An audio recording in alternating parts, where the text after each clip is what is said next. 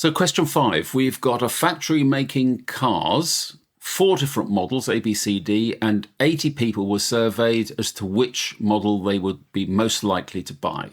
So here are the results. So if the factory were going to make 4,000 cars next year, they would want to make them in the proportion of the ones they are likely to sell. So what's the proportion of people buying B cars? Well, the proportion of people buying B cars, in other words, the probability of someone buying a B car, is 15 over 80. So this should be the proportion of B cars they make in 40,000 cars.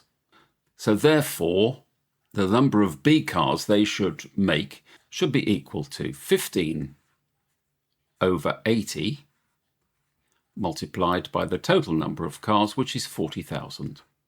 Right, a little bit of cancelling. That 0 will go with that 0, and the 8 will go into 4,500 times.